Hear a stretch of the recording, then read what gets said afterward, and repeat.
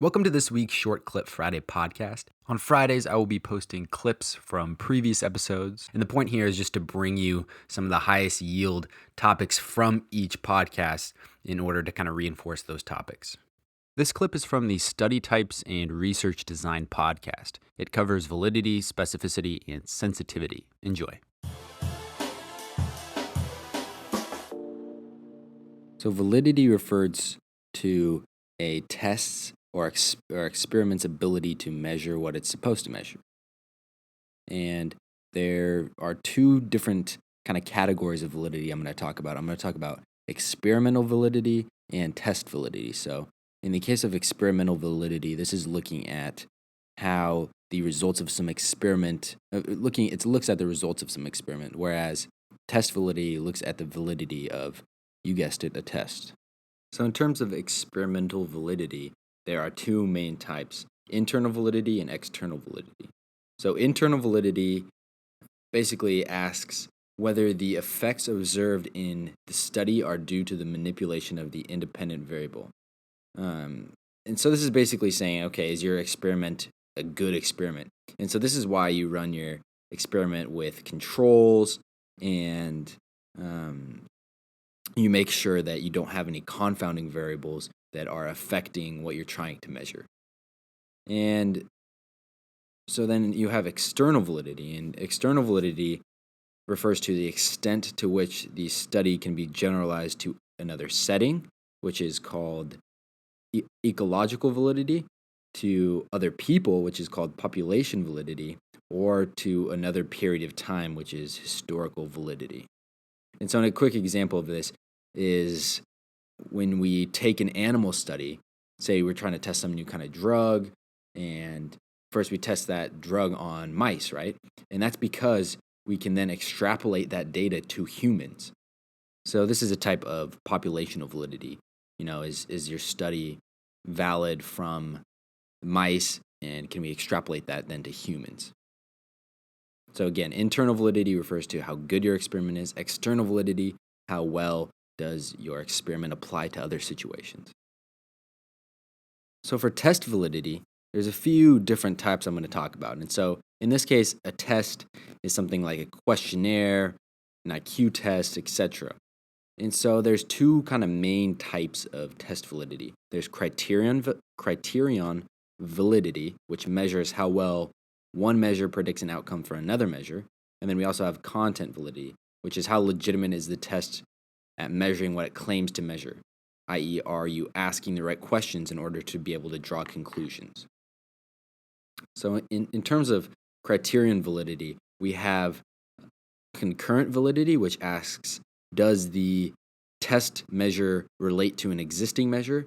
So let's give an example of an IQ test. Say researchers are inventing some new IQ test, and then they'll take that new IQ test and ask, okay, how do people score compared to the normal original IQ test? And if those scores are very similar, then you'll say that your new test has concurrent validity. Another type of criterion validity is predictive validity. So this asks, does the test predict performance on a related criteria? i.e., is your test good at predicting? So, you say you take again your new IQ test. Now you look at some other measure of intelligence and you say, how well does this correlate? How well does this predict how this individual is going to score on some other intelligence test? So let's talk now about content validity. Again, content validity is how legitimate is the test at measuring what it says it's measuring. So in terms of content validity, we have construct validity, which is, which asks, does this test relate to the underlying theoretical concepts? So for your new IQ test, you'd say, okay, does this new test actually test intelligence? Does this relate to the theoretical concepts behind intelligence? Well, this as of now is kind of debated within different branches of science. Obviously, I'm sure you've heard people say, "Oh, IQ test doesn't actually test intelligence. That thing sucks." And some people are very big proponents of the IQ test. But just understand that construct validity asks whether your test relates to the underlying theoretical concepts. And lastly, in content validity, we have face validity. And that basically asks the question, does this look like it'll test what it says it tests? And this is kind of the least sophisticated measure of validity. Imagine yourself just kind of glancing over this new IQ test that you've made and asking, okay, does this look like it would test intelligence? If it was something like, number one, go run 20 miles, and then number two, do 40 push-ups, and obviously you're going to say, okay, this doesn't test intelligence. On its face, it does not look valid. And of course, this is a kind of a superficial measure. But when you're first introduced to some test, this is valuable in determining whether or not, this gives a first look at validity. It can be useful for that. So again, here we have two main types of validity that we're talking about. We're talking about experimental validity and test validity. Overall, I think experimental validity is the most important to know.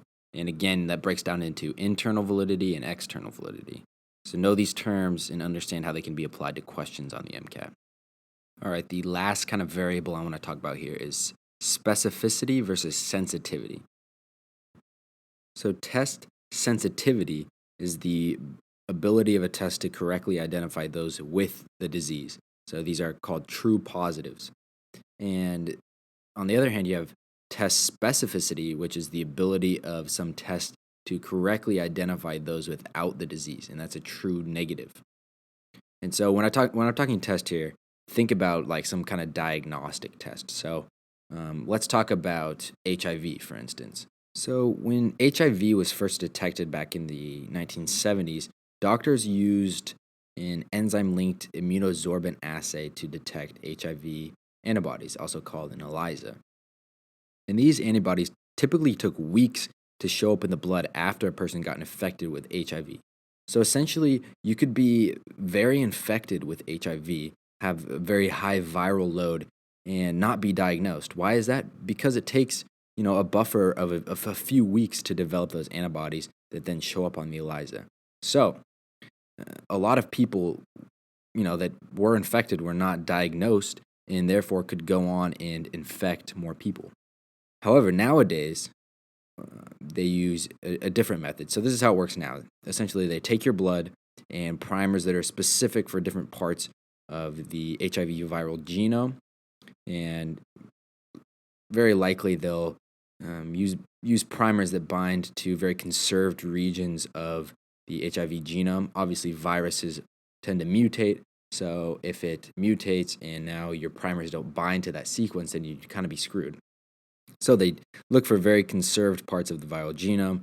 They make these primers, and then what they do is they amplify these sequences using qPCR. And if you go back to the genetics podcast, you can hear a little bit about qPCR, but essentially that lets you see how much amplification is going on in a PCR over time. So you can watch that kind of live.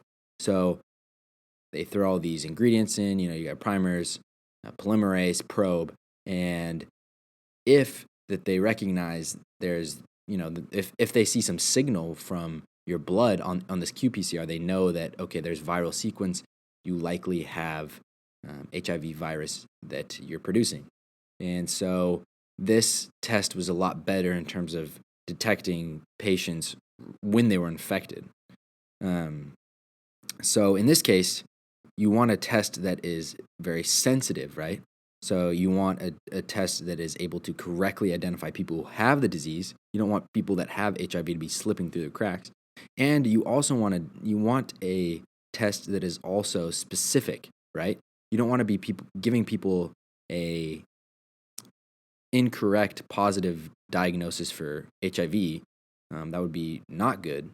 So it's important that a test is both specific and sensitive, and it's also important you understand the difference between specificity and sensitivity.